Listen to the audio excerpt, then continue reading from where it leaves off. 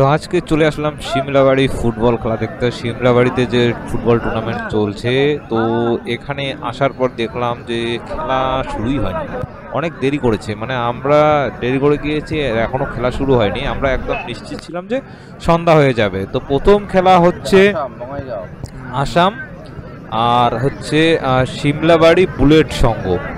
তো পশ্চিম শিমলাবাড়ি বুলেট সংঘ আর আসামের খেলা। তো পশ্চিম শিমলাবাড়ি যে বুলেট সংঘ আছে সেখানে অনেকগুলো ভালো ভালো প্লেয়ার দেখা যাচ্ছে। দেওডাঙ্গার প্লেয়ার কিছু রয়েছে, এদিক ওদিক কুচবিহার থেকে কিছু এনেছে, মানে এদিক ওদিক করে টিমটা বানিয়েছে। তো খুব ভালো টিম।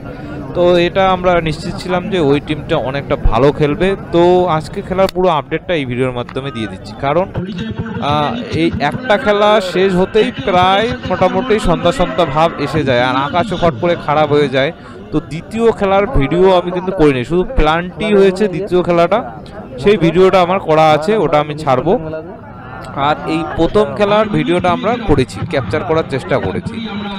এবার শিমলাবাড়িতে একটা ভালো জিনিস কি আছে, যে সামনের সাইডে যে বানটা রয়েছে, বানটার মধ্যে বসে খেলা দেখা যায়, আর মাঠটাও বড় আর চারিদিকে ফাঁকা রয়েছে। এর জন্য এখানে খেলা দেখতে কোনো অসুবিধা নেই। অন্যান্য মাঠে যেরকম খেলা দেখার জন্য অসুবিধা হয়, ভিড় বেশি হয়, এখানে ভিড় বেশি হলেও কন্ট্রোল করা যায়, কমিটি এটা কন্ট্রোল করতে পারে, কারণ অনেক জায়গা রয়েছে বসে খেলা দেখার মতো। ঠিক আছে, তো বানটা একদম গ্যালারির মতো সাপোর্ট করে। আর এখানে প্রথমে যে খেলা, সেই খেলার রেজাল্ট আমি আগেই বলে দিই, কারণ এটা আমি আগেই বলে দিচ্ছি এর জন্য, কারণ দ্বিতীয় খেলাটার বিষয়েও এখানে কিছু কথা বলতে হবে। তো প্রথম খেলার মধ্যে যে স্কোর হয়, বুলেট সংঘ আসামকে 3 গোল করে, আর আসাম বুলেট সংঘকে 1 গোল করে। তো প্রথম খেলার এই রেজাল্ট। দ্বিতীয় খেলাতে ড্র হওয়াতে, কিন্তু দ্বিতীয় খেলা ছিল আলিপুর ডুরাস নামে একটা একাডেমি, আর হচ্ছে ফিনিক্স টিমটা কোথাকার জানি না, কিন্তু বলছিল ফিনিক্স জলপাইগুড়ির ওইদিকে হবে। তো যাই হোক, দ্বিতীয় খেলাটা হয়, দ্বিতীয় খেলায় প্লান্টি হয়। আর কোয়ার্টার ফাইনাল খেলাটা মানে টুর্নামেন্টের খেলা চলছে। আপনি কল্পনা করতে পারেন যে কোয়ার্টার ফাইনাল একটা খেলা 12 থেকে 13 মিনিটের খেলা হলো, মানে এরকম। তার মানে বুঝেন কিরকম অবস্থা, সিচুয়েশন হয়েছিল, অন্ধকার হয়ে গেছে। আর পেনাল্টির কথা বলি, কোয়ার্টার ফাইনালেও কিন্তু ড্র হয়। 12 মিনিট 13 মিনিটের খেলার মধ্যে কি হবে, ড্রই হবে। তো এর জন্য কিন্তু আমি এর জন্যই বলি সমস্ত কমিটিকে বা টিমগুলোকে, তোমরা যেহেতু খেলতেই যাচ্ছ, একটু টাইম নিয়ে যাও, তাতে কি হয় খেলাটাও ভালো হয়। অনেক দর্শক অনেক আগেই চলে আসে, এরকম খারাপ আকাশের মধ্যেও এত দর্শক মাঠের মধ্যে উপস্থিত আছে, তোমরা যদি টাইম মতো না পৌঁছাও তাহলে খেলা কীরকম হবে।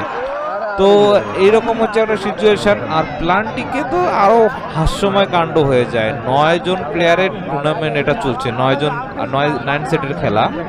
তো 9 জন করে 2 টিমেরই প্লান্টি হওয়া শুরু হয়, ড্র হয়ে যায়। তারপরে আবার রিপ্লান্টি হয়, মানে বুঝতে পারছেন, রিপ্লান্টি হয়। এখন নিয়ম কি আছে আমি জানি না অতটা। তো আগে তো প্লান্টি টিম কমপ্লিট হয়ে গেলে 11-11 বা 9-9 কমপ্লিট হয়ে গেলে টস হতো, কিন্তু এখন দেখছি আবার রিপ্লান্টি হচ্ছে। তো রিপ্লান্টিকে কিন্তু বুলেট সংঘ হেরে যায়, আর ওই ফিনিক্স নামে যে দলটা আছে, সেই ফিনিক্স নামে দলটা জিতে যায়। তো দ্বিতীয় খেলাতে কিন্তু ফিনিক্স জেতে। প্রথম খেলাতে বুলেট সংঘ, শিমলাবাড়ি বুলেট সংঘ জেতে। দ্বিতীয় খেলা তে ফিনিক্স জেতে। ফিনিক্স আর বুলেট সংঘর মধ্যে কোয়ার্টার ফাইনাল হয়, সেই কোয়ার্টার ফাইনালে প্লান্টিতে ফিনিক্স জিতে যায়, যদিও ফিনিক্স দলটা মানে ভালো ছিল না। ডুরাস 11 একাডেমি আর ফিনিক্স, এই দুটো দলের মধ্যে যে খেলা হয়েছে, এত জঘন্য খেলা হয়েছে, আমি মানে ভিডিও ক্যাপচারই করিনি, এরকম খেলা হয়েছে, মানে একদম ভালো খেলা হয়নি। আর প্রথম খেলাটা খুব সুন্দর হয়েছে, আসাম আর বুলেট সংঘ, শিমলাবাড়ি বুলেট সংঘের মধ্যে খুব সুন্দর খেলা হয়েছে। আর আমরাও কল্পনা করেছিলাম যে যদি ওই টিমের সঙ্গে বুলেট সংঘের যদি মোটামুটি বেশি না 30 মিনিটও খেলা হতো, তো কমসে কম 2-3টা গোল দিয়ে দিত, এরকম একটা টিম ছিল।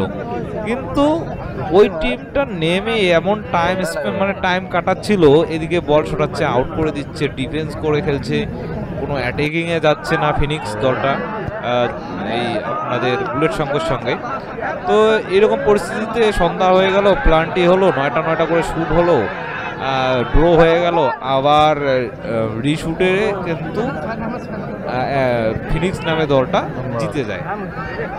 জানি না তারা সেমিফাইনালে গিয়ে কীরকম পারফরমেন্স দেবে, কারণ তাদের দলে মানে ভালো স্ট্রাইকারও ছিল না, এটা বলবো ভালো ডিফেন্স লাইনটা মোটামুটি ছিল, আর মিডল অর্ডার ভালো প্লেয়ার ছিলই না। ফিনিক্স দলটা মানে বলা যায় দুটো প্ল্যান্টিতে ওরা জিতে গেছে, ঠিক আছে, কোনো রকম ডিফেন্স করেছে, প্ল্যান্টিতে জিতে গেছে, কিন্তু টিমের মধ্যে সেরকম কিছু ছিল না।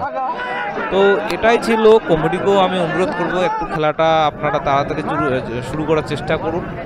আর কালকে খেলা আছে, বাট কালকে মথুরায় ফাইনাল রয়েছে, সম্ভবত আমরা মথুরায় যাব, আর মথুরায় যাওয়ার পরে আবার এদিকে পলাশবাড়িতেও টুর্নামেন্ট আছে, মানে 3টা টুর্নামেন্ট একের উপর এক করেছে। আমরা কোথায় যাব না, তো মথুরা যাওয়ার চেষ্টা আছে।